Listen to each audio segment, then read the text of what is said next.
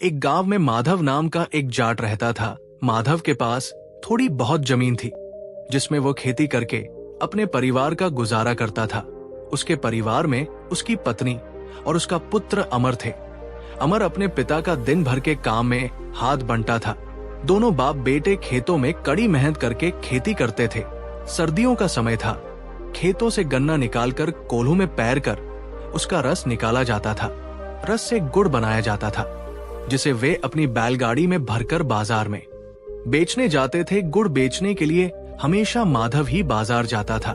उसने अभी तक अपने पुत्र को बाजार नहीं भेजा था क्योंकि उसकी नजर में अमर अभी बच्चा था। उसे लगता था कि खेत में काम कर लेना ही बहुत है। बाजार की समझ उसे अभी नहीं है। बड़े चालाक लोग बाजार में बैठे होते हैं, कहीं कोई उसे ठग ना ले, इसलिए हमेशा माधो ही गुड़ बेचने जाता था।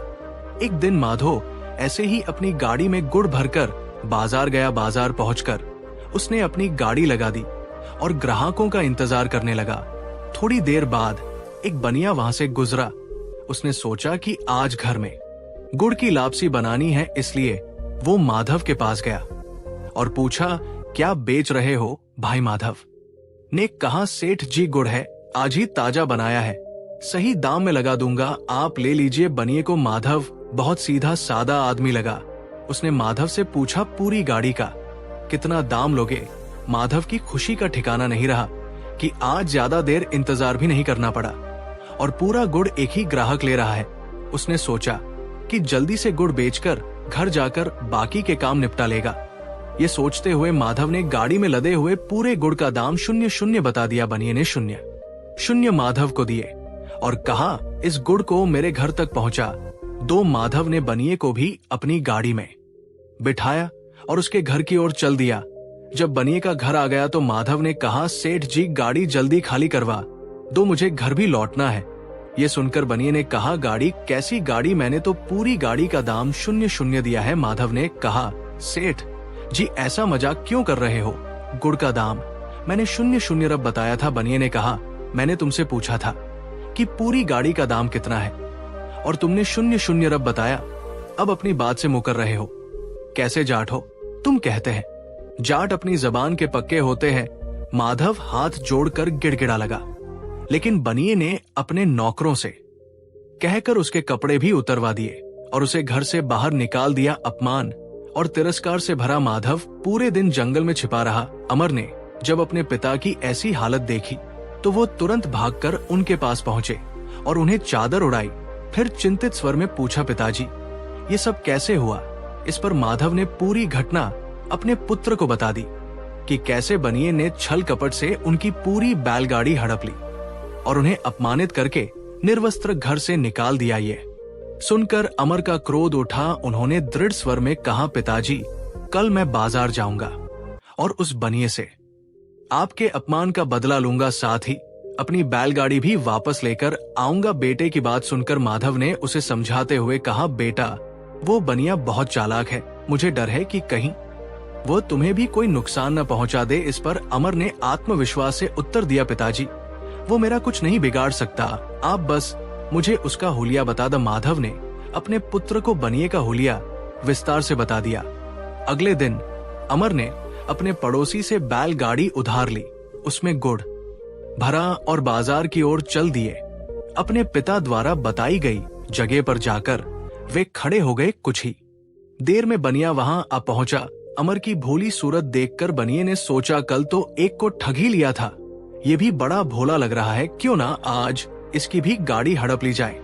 ये सोचते हुए वो अमर के पास गया और पूछा, भाई तुम्हारी गाड़ी में क्या लदा है?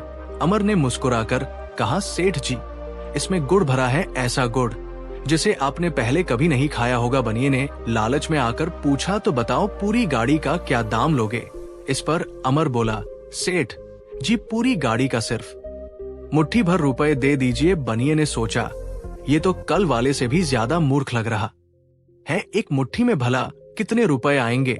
मैं इसे अपने घर ले जाकर ठग लेता हूँ, बस मुट्ठी में 101 के 10 नोट रख दूंगा और मात्र 0 रूप में पूरी गाड़ी मेरी हो जाएगी।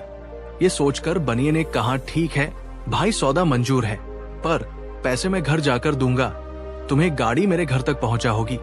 अमर तैयार हो गया। बनिए के घर पहुंचकर उसने गाड़ी खड़ी करवा दी। फिर बनिए ने मुट्ठी में 10-10 के 10 नोट भरे और अमर की ओर बढ़ाते हुए कहा, तुमने मुट्ठी भर दाम में पूरी गाड़ी का सौदा किया था ना, तो ये लो मुट्ठी भर रुपए और गाड़ी यही छोड़कर चले जाओ। इस पर अमर ने गंभीरता से कहा, सेठ जी, ये तो कोई न्याय संगत बात नहीं हुई। दाम तो गाड़ी में लदे गुड़ का था, पूरी गाड़ी का नहीं। पहले मेरी गाड़ी खाली करवाइए और अपना गुड़ उतरवाए। बनिया गुस्से में आकर बोला, कैसे जाट हो, अपनी ही बात से मुकर रहे हो। ये लो मुट्ठी भर रुपए और यहां से चलते बन, वरना तुम्हें भी निर्वस्त्र करके भगा दूंगा। अमर ने कहा, ठीक है सेठ जी, अगर ऐसी बात है तो लाओ मुट्ठी भर रुपए। सेठ ने जैसे ही अपनी मुट्ठी आगे बढ़ाई, अमर ने उसकी कलाई पकड़ ली और तुरंत अपनी जेब से चाकू निकालकर कहा, ठीक है सेठ जी, मैं अपनी गाड़ी आपके पास छोड़कर जा रहा हूं और बदले में आपकी मुट्ठी लेकर जा रहा हूं। ये सुनकर सेठ घबरा गया और कांपते हुए बोला, ये कैसी बदतमीजी है, मेरा हाथ छोड़ो। इस पर अमर ने कहा, नहीं सेठ जी, आपने मेरी पूरी गाड़ी एक मुट्ठी में ले ली है, तो अब मुट्ठी तो मुझे लेकर ही जानी होगी। इतना कहकर वो सेठ का हाथ काटने को आगे बढ़ा। सेठ डर के मारे कांपने लगा और हाथ जोड़कर गिड़गिड़ा नहीं लगा, मुझे माफ कर दो, जो तुम्हें चाहिए ले लो, पर मुझे छोड़ दो। अमर ने कहा, नहीं सेठ जी, ऐसे ही नहीं जाऊंगा, मेरी गाड़ी खाली करवाओ और कल जो तुमने मेरे पिता की गाड़ी छीन ली थी वो भी मुझे वापस दो। और हाँ सेठ जी, मेरी एक कमीज भी तुम्हारे पास है, वो भी लौट आनी होगी। इसके अलावा मुझे तुम्हारे घर में 2000 महीने की पगार पर नौकरी भी देनी होगी। अब सेठ को अपना हाथ बचाना था तो उसे मानना ही पड़ा। उसने कहा, ठीक है, जैसा तुम कहो मैं वैसा ही करूंगा।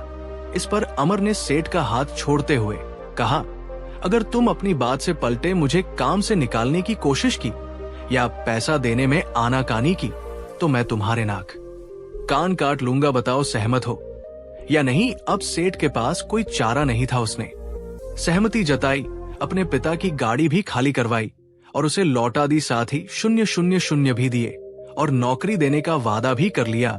कल से काम पर आ जाना, सेठ ने कहा। इसके बाद अमर अपने पिता के पास लौट आया। जब उसके पिता ने दूर से अपने बेटे को 2 बैल गाड़ियों के साथ आते देखा तो उनकी खुशी का ठिकाना ना रहा। उन्होंने दौड़कर उसे गले लगा लिया। अमर ने अपने पिता को सारी बात बताई और नौकरी की भी चर्चा की। पिता ने उसे समझाते हुए कहा, बेटा, सेठ से बदला लेने की मत सोच, कभी कोई चाल चल सकता है, थोड़ा संभल कर रहना।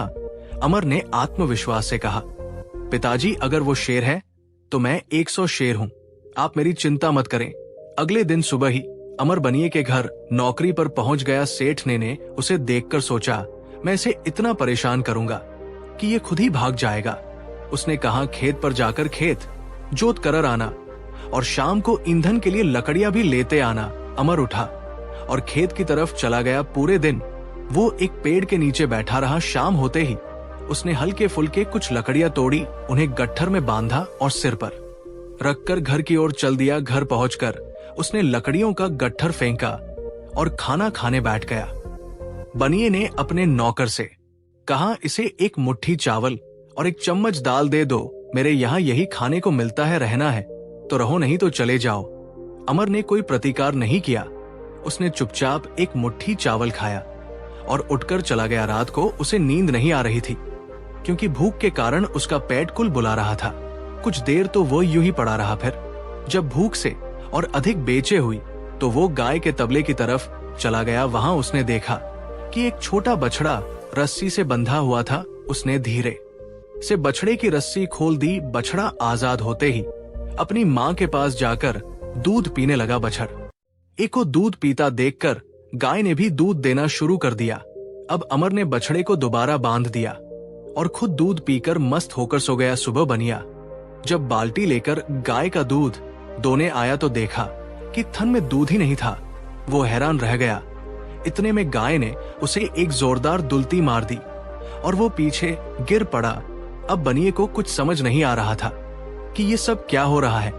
ये रोज का नियम बन गया। बनिया सोचने लगा, इसे एक मुट्ठी चावल मिल रहा है, सारा दिन भूखा रहता है, फिर भी इतना ऋषभ कैसे है, इसमें कोई कमजोरी क्यों नहीं दिख रही, उसे क्या पता था कि उसकी गाय का सारा दूध यही पी जाता है। एक दिन सेठ की पत्नी मायके चली गई और पूरा एक महीना वापस नहीं आई। इधर सेठ का मन पत्नी के बिना नहीं लग रहा था। उसने अमर को अपने साथ लिया और अपनी पत्नी को ससुराल से लाने के लिए निकल पड़ा। सेठ ने सफर के लिए सिर्फ एक घोड़ा लिया और खुद उस पर बैठ गया। अमर से बोला, तू पैदल ही चल। अमर ने सोचा बढ़िया तरीका निकाला है, इसने ये मुझे पीछे छोड़कर पीछा छुड़ाना चाहता है। पर सेठ, अगर तुझे छठी का दूध याद ना दिलाया तो मेरा नाम भी अमर नहीं। कुछ दूर चलने के बाद सेठ को थकान लगने लगी। वो एक पेड़ के नीचे रुका और अमर को घोड़े का ध्यान रखने के लिए कहकर आराम करने लगा। थोड़ी देर बाद व्यापारियों का एक काफिला उधर से गुजरा। अमर ने चालाकी से घोड़े की पूंछ के थोड़े से बाल काट लिए और घोड़े को व्यापारियों को बेच दिया। फिर उन कटे हुए बालों को एक चूहे के बिल के पास रख दिया और खुद वहां बैठ गया। जब सेठ की आंख खुली तो उसने देखा कि अमर घोड़े की पूंछ पकड़े बैठा है। उसने पूछा, मेरा घोड़ा कहाँ गया? अमर बोला, सेठ जी, घोड़ा चूहे के बिल में घुस गया। मैंने जैसे तैसे उसकी पूंछ पकड़ ली है, पर मैं अकेले इसे खींच नहीं पा रहा हूँ। तनिक आकर जोर लगाओ। सेठ ने जैसे ही पूंछ को पकड़कर खींचा, वो उसके हाथ में रह गई। अमर की ये चालाकी देखकर सेठ आग बबूला हो गया। गुस्से में भरकर वो चिल्लाया, मेरी आंखों के सामने से अभी निकल जाओ। अमर मुस्कुराते हुए बोला, ठीक है सेठ जी, लेकिन पहले अपने नाक कान काटकर मुझे दे दो, फिर मैं चला जाऊंगा। सेठ क्या करते, उन्हें अमर को साथ लेकर ही चलना पड़ा। कुछ दूर चलने के बाद वे एक बाजार पहुंचे। बाजार में जाकर सेठ ने अपने लिए फिर से एक घोड़ा खरीदा और दोनों ससुराल की ओर चल पड़े। कुछ दूर जाने के बाद उन्होंने एक पड़ाव रात में भोजन करने के बाद सेठ ने अमर से कहा, अमर घोड़े को अच्छी तरह रगड़ रगड़ कर नहला दो, इसकी सारी गंदगी साफ हो जानी चाहिए। इतना कहकर सेठ अपने तंबू में जाकर सो गया। अमर घोड़े को बाजार ले गया और उसे बेच दिया। फिर एक खरगोश खरीद कर ले आया। जब सेठ की आंख खुली तो उन्होंने अमर से पूछा, अमर घोड़ा कहाँ है? अमर ने बड़ी मासूमियत से जवाब दिया, सेठ जी, आपने ही तो कहा था कि घोड़े को अच्छी तरह रगड़ रगड़ कर नहलाना है। मैंने इतना रगड़ा कि उसका सारा रंग उतर गया और वो छोटा हो गया। अब वो बस इतना ही बचा है। सेठ ने जब सामने खरगोश को देखा तो समझ गया कि अमर ने उसे चालाकी से बेवकूफ बना दिया है, लेकिन अब वो कुछ कह या कर नहीं सकता था। मजबूरन उसे पैदल ही यात्रा करनी पड़ी। अब ससुराल नजदीक आ चुकी थी, लेकिन सेठ थकावट से बेहाल था। भूख भी तेज लग रही थी, लेकिन राशन पानी खत्म हो चुका था।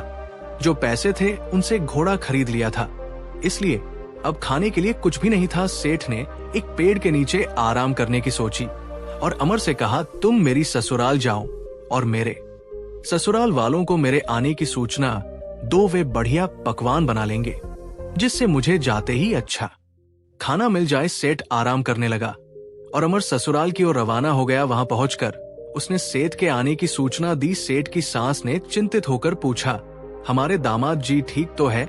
अमर ने चतुराई से जवाब दिया, नहीं, वे ठीक नहीं है, उनका पेट खराब हो गया है, इसलिए उनके लिए खिचड़ी बनवा दीजिए और मेरे लिए जो चाहे पकवान बना दीजिए। सेठ की सास ने दामाद के लिए खिचड़ी और अमर के लिए पूरी खीर, रायता और अन्य स्वादिष्ट पकवान तैयार करवा दिए। धर सेठ पेड़ के नीचे बैठा सोच रहा था कि ससुराल में सूचना पहुंचते ही लोग गाड़ी लेकर उसे लेने आ जाएंगे, लेकिन काफी देर हो गई, कोई नहीं आया। आखिर कोई आता भी कैसे? अमर ने बताया ही नहीं था कि सेठ जी पैदल आ रहे हैं। सब यही समझ रहे थे कि उनके दामाद गाड़ी से आ रहे हैं। थक हार कर सेठ खुद ही उठकर चल पड़ा।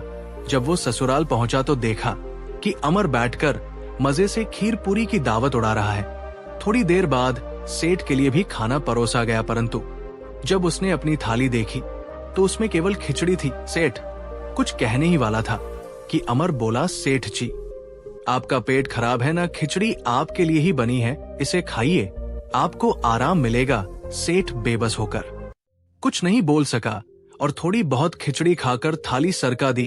उसे खिचड़ी बिल्कुल भी पसंद नहीं थी। रात में दोनों का बिस्तर छत पर लगाया गया। अमर खर्राटे मारकर सो गया, लेकिन सेठ को भूख के मारे नींद नहीं आ रही थी। तंग आकर सेठ ने अमर को जगाया और कहा, तेरे कारण मैं भूखा सो रहा हूँ और तू यहाँ खर्राटे मार रहा है, वो भी खीर पूरी खाकर। चल उठ, मेरे खाने का इंतजाम कर। अमर उठा और चारों ओर देखा। उसने देखा कि छत पर एक पुराना गुमला बना हुआ था। पुराने समय में लोग छत पर गुमला बनवाते थे ताकि बारिश के समय अनाज को नीचे उतारा जा सके। अमर के माग में एक तरकीब आई। उसने एक रस्सी ढूंढी और सेठ की कमर में बांधकर उसे गुमले के रास्ते नीचे रसोई में उतार दिया। अमर ने सेठ से कहा, सेठ जी पेट भरकर खाइए, जब खाना खत्म हो जाए तो रस्सी हिलाकर धीरे से आवाज देना, मैं आपको ऊपर खींच लूंगा सेठ की। तो जैसे बल्ले बल्ले हो गई। वो रसोई में पहुंचा तो वहां गर्मा गर्म पूरी और खीर रखी थी। सेठ खाने पर टूट पड़ा और जमकर खाया। जब उसका पेट भर गया तो उसने रस्सी हिलाकर धीरे से अमर को आवाज दी, लेकिन इस बार अमर गहरी नींद में सो चुका था। कुछ देर बाद सेठ की सांस रसोई में पानी पीने के लिए आई। उसने जब रसोई का बंद दरवाजा देखा तभी अंदर से आवाज आई, खींच, जल्दी खींच। ये सुनकर वो घबरा गई। डर के मारे उसने अपने पति को जगाया और कहा, हमारी रसोई में तो खींच नाम का भूत घुस आया है। ये सुनते ही सेठ का ससुर जाग गया। उसने अपने बेटों और पड़ोसियों को इकट्ठा कर लिया। सभी रसोई के दरवाजे पर कान लगाकर खड़े हो गए। अंदर से अभी भी वही आवाजें आ रही थी, खींच, जल्दी खींच। इतने में ही शोर सुनकर अमर की आंख खुल गई। उसने तुरंत सेठ को ऊपर खींच लिया। जब तक लोग दरवाजा खोलकर अंदर पहुंचे तब तक सेठ छत पर पहुंच चुका था। सेठ ने अमर से कहा, आज तो तूने मुझे मरवा ही दिया था। जब सेठ के ससुराल वालों ने देखा कि रसोई में कोई भी नहीं है तो वे चुपचाप जाकर फिर से सो गए।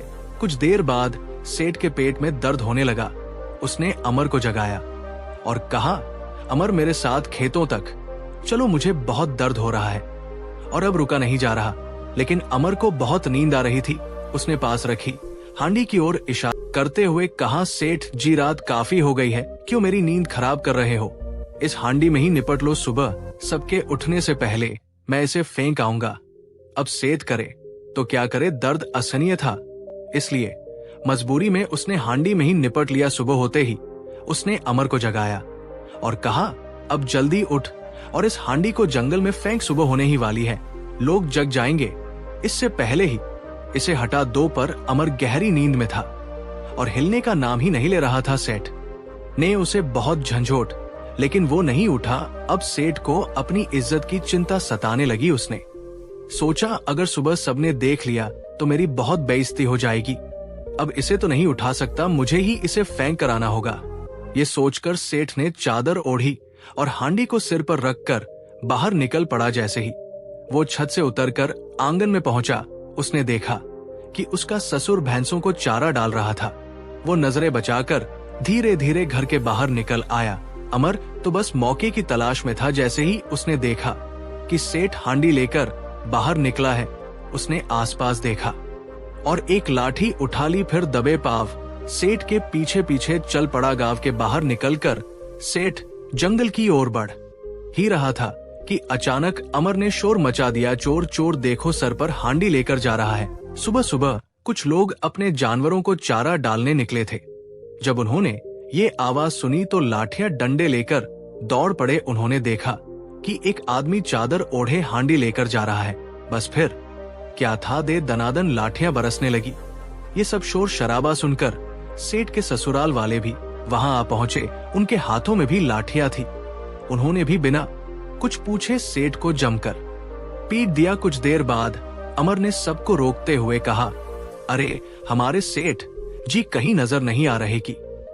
आवाज सुनकर तो सब यहाँ आ गए, लेकिन हमारे सेठ जी कहाँ हैं? ये सुनकर सभी ससुराल वाले सोच में पड़ गए। हाँ, सही कह रहे हो, सब तो यही है, लेकिन हमारे दामाद जी ही नहीं दिख रहे। जैसे ही उन्होंने उस आदमी के सिर से चादर हटाई, सभी ठहाके मारकर हंस पड़े। सेठ की ये दशा देखकर सबकी हंसी नहीं रुक रही थी। अब शर्म से पानी पानी हुए सेठ को ससुराल वालों ने घर ले जाकर नहलाया और नए कपड़े पहनने को दिए। विदाई में सेठ अपनी पत्नी को लेकर अपने घर लौट आया। जब वो अपने घर पहुंचा तो अमर धीरे से मुस्कुराया और बोला, सेठ जी, जो आपकी हांडी पर पहली लाठी मारी थी वो मैंने ही मारी थी, और जिसने पीछे से चोर चोर चिल्लाया वो भी मैं ही था। सेठ ने गुस्से में पूछा, तूने ऐसा क्यों किया?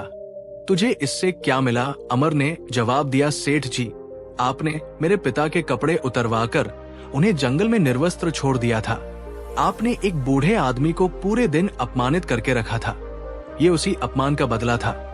अब सेठ को अपनी गलती का एहसास हो गया। उसने हाथ जोड़कर अमर से माफी मांगी और कहा, मुझे माफ कर दे अमर, और अब मेरा पीछा छोड़ दे। अमर मुस्कुराया और बोला, ऐसे पीछा नहीं छूटेगा सेठ जी। मेरी आपसे शर्त थी कि जब भी आप मुझे नौकरी से निकालेंगे तो अपने नाक कान काटकर मेरे हाथ में रखेंगे। सेठ हाथ जोड़कर गिड़गिड़ा नहीं लगा। अमर नाक कान छोड़कर कुछ भी मांग ले। अमर ने कहा, ठीक है सेठ जी, आप वादा करो कि आज के बाद किसी गरीब को नहीं ठगोगे, किसी का अपमान नहीं करोगे। और अभी के अभी मेरे हाथ पर 200 रख दो। सेठ ने सारे वादे किए और तुरंत 200 अमर को दे दिए। अमर पैसे लेकर अपने घर की ओर रवाना हो गया। अब सेठ को भी एक अच्छा सबक मिल चुका था। तो दोस्तों, एक बनिया की होशियारी पर एक जाट की चतुराई की ये कहानी हमें यही सीख देती है कि बुराई का अंत बुराई से ही होता है, और जो दूसरों के साथ अन्याय करता है उसे एक ना एक दिन अपने कर्मों का फल जरूर मिलता है।